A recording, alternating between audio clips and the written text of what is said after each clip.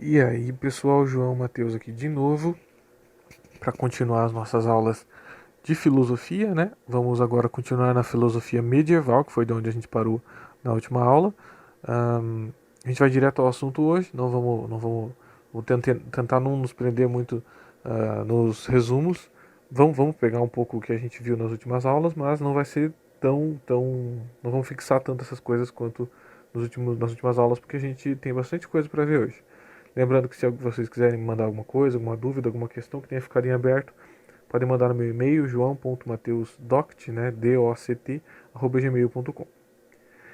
Bom, nós começamos a ver a filosofia medieval analisando o problema do mal, né, o paradoxo de Epicuro, que é aquela questão, né, se Deus é onisciente, Deus é onipotente e Deus é bom, por que o mal existe, não é verdade? Lembrando que Santo Agostinho vai ser o primeiro filósofo a tentar apresentar uma resposta satisfatória para essa questão, para o paradoxo de Epicuro, e a gente viu mais para frente, né? Depois a gente viu o contexto histórico da filosofia medieval, não só do surgimento, mas de toda a filosofia medieval, de todo o período medieval, né? Nós estamos falando do período do Império Romano, e dentro do Império Romano surge o cristianismo no século I, né? E o cristianismo se espalha com muita velocidade e com muita eficiência, né? E no final do século IV depois de Cristo se torna a religião oficial do Império Romano, não é verdade? E a partir disso, o domínio da Igreja católica romana, né, começou a aumentar bastante, cresceu bastante a estrutura interna da Igreja, né? Foi nesse período também que nós tivemos uma retomada do pensamento clássico, né? Vocês se lembram do neoplatonismo, né? Uma nova roupagem da filosofia platônica. Nesse período a gente tem uma retomada muito forte do pensamento clássico. Nesse período também surgiu a necessidade de fazer uma apologética do cristianismo, uma defesa do cristianismo e explicar o cristianismo em termos racionais, de separar o cristianismo do paganismo e de outros pensamentos teístas ou não teístas, né, ateístas da época. E aí nós falamos um pouco sobre o primeiro grande período da filosofia medieval, que é a patrística, que foi do século I ao século VIII depois de Cristo. A patrística tem esse nome, né, vem de patris, né, que significa pai, né, paternidade, os pais da igreja. Por isso esse nome, né? E o objetivo central da patrística, desse período da filosofia, é definir e limitar o cristianismo, né? É dizer o que o cristianismo é e o que o cristianismo não é. Diferenciar o cristianismo, principalmente de correntes teístas pagãs, né? Diferenciar o cristianismo, por exemplo, do panteísmo grego, né? Do politeísmo grego, perdão, do próprio panteísmo que já existia na época, do maniqueísmo, né, de correntes filosóficas e religiosas pagãs da época. E a patrística sofre uma influência muito grande do neoplatonismo, né, dessa corrente de retorno dos clássicos muito forte que estava na época. E aí nós falamos do principal expoente da filosofia patrística, que é Santo Agostinho. Ele que tinha uma filosofia muito ampla, falou de muita coisa, né? E o principal tema abordado em Santo Agostinho, que é o que mais cai nos vestibulares e Enems, é a questão de como ele busca resolver o problema do mal, como ele resolve o paradoxo de Epicuro e a sua crítica ao maniqueísmo, né? Você lembra que foi uma seita que o próprio Santo Agostinho fez parte, mas depois ele percebeu que aquilo não era tão certo, não estava tão correto e passou a apresentar críticas ao maniqueísmo, né? Foi muito influenciado por Plotino, que é um neoplatônico, de onde ele tirou a ideia de ser e não ser, né? E de Ambrósio, que é um bispo católico da época, né? E a influência desses dois, da leitura de Plotino, das conversas com Ambrósio, da mentoria de Ambrósio na leitura das Sagradas Escrituras, Santo Agostinho se converteu ao cristianismo. E aqui, não vou me prender muito nessa questão, porque é uma questão grande, mas como Santo Agostinho buscou resolver o problema do mal. Lembrando das palavras-chave. O mal é um não ser, é um desvio de conduta moral que é feito pelo ser humano de forma livre, de forma voluntária pelo ser humano, usando o seu livre arbítrio.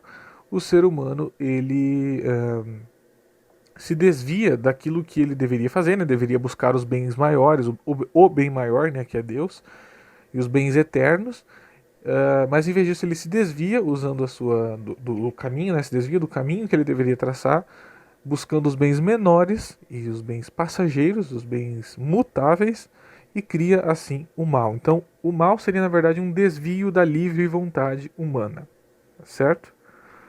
Qualquer questão de Santo Agostinho, da patrística, entre em contato no meu e-mail, tá bom, pessoal? E hoje nós vamos falar um pouco sobre o segundo grande período da filosofia medieval, que é a filosofia escolástica. A filosofia escolástica vai do século IX até o século XIII depois de Cristo, e é nesse período em que acontece de fato um domínio intenso da Igreja Católica sobre a Europa. É o período realmente em que a Igreja está tirando e colocando reis, está mandando. É o período das Cruzadas, né? Foi, se não me engano, no século XI que começou as primeiras Cruzadas. Então ali de fato a gente está falando de um intenso domínio da Igreja Católica, né? Mas também na Europa surgem as primeiras universidades com o apoio da Igreja, né? A Igreja, através dos reis que ela coroava, começou a construir muitas instituições de ensino, muitas escolas, muitas universidades. Claro que essas universidades elas ensinavam disciplinas como a astronomia, a música, a geometria, essas disciplinas assim, né? Mas todas as disciplinas aprendidas elas estavam debaixo da tutela da teologia, elas deveriam servir a teologia, né? Por isso que nesse momento a preocupação não é mais definir ou limitar o cristianismo, porque o cristianismo já está definido, ele já está limitado, ele foi definido pela patrística. Já foi separado o que é cristianismo e o que não é. O que é o cristianismo já foi definido aqui. A preocupação agora da escolástica é relacionar a fé cristã com a razão, a fé cristã com aquilo que é ensinado sobre o mundo, com as humanidades, né, como a gente chama. E a escolástica ela tem mais essa preocupação de tornar a fé racional, né, já que o cristianismo ela já tá estritamente delimitado. E aqui vamos falar um pouco sobre o principal expoente da filosofia escolástica. Nós não vamos terminar ele hoje, nós vamos falar os principais conceitos dele, o que mais cai no vestibular, né, que são as 5 vias ou as 5 provas da existência de Deus, de Tomás de Aquino. A gente vai falar na próxima aula, porque é bastante coisa, a gente vai dedicar uma aula inteira para isso. Mas aqui, no contexto da filosofia escolástica, como eu disse, a preocupação ela deixa de ser um pouco as correntes de pensamento pagãs. O paganismo ele agora não tem mais tanta força, mas o que está ganhando força agora é o ateísmo, modalidades de ateísmo, de ceticismo, né? Então essa passa a ser uma preocupação da época da escolástica, né? Como responder ao ateísmo, como responder ao secularismo, ao ceticismo, né? E Tomás de Aquino ele vai ser o principal expoente desse pensamento de como trazer racionalidade para o pensamento cristão, né? Tomás de Aquino viveu no século XIII, nasceu em Nápoles, no sul da Itália, e o propósito central da sua filosofia era realmente defender as revelações do cristianismo, né? Usar a razão para demonstrar como as revelações do cristianismo elas são absolutamente plausíveis e racionais, né? Para isso, ele busca provar a existência de Deus e tornar esse conhecimento da existência de Deus algo racional. Ele quer tornar o conhecimento da existência de Deus algo feito exclusivamente pela razão, sem necessitar de uma fé anterior, né, algo que venha, algo sobrenatural, algo que venha de Deus. Aquilo ele está tentando fazer com que a própria pessoa, usando o seu próprio raciocínio, encontre uma razão suficiente para dizer que Deus exista, certo? Nesse momento, a Europa sofre uma forte influência aristotélica, porque nós estamos falando do contexto em que a cultura árabe começa a se disseminar, porque os muçulmanos estão invadindo a Europa nesse momento. Então, os muçulmanos, os árabes, eles vêm lá do Oriente tomando a Europa e eles trazem a cultura deles, e nisso eles trazem as traduções de Aristóteles para o árabe, né? Nessa época a Europa ainda não conhecia Aristóteles. E Aquino ele começa a ter contato com as obras de Aristóteles, não só as traduções e os comentários dos árabes, mas também o direto do grego, né? As versões gregas da obra de Aristóteles. E ele sofre muita influência de Aristóteles, ele considera Aristóteles um gênio, e ele vai tentar alinhar o pensamento aristotélico com o pensamento cristão. Ele vai tentar raciocinar o cristianismo a partir da perspectiva aristotélica e racionalizar, tornar racional o cristianismo usando os mecanismos aristotélicos, certo? E é por causa dessa influência aristotélica que Aquino ele vai dar muita ênfase na sua teologia, ênfase para a importância da realidade sensorial, da experiência sensorial, da experiência sensível, né? Daquilo que a gente pode conhecer através dos nossos sentidos. Isso vai ser muito importante na teologia dele. Vocês se lembram de como Aristóteles ele tinha aquela questão da ideia, né? Que eu formulo a ideia de um gato a partir das minhas várias experiências sensíveis com o gato. A partir das várias vezes em que eu vi um gato, em que eu me aproximei de um gato, em que eu toquei um gato, né? E a partir da junção dessas experiências sensíveis, eu crio a ideia de um gato na minha mente, né?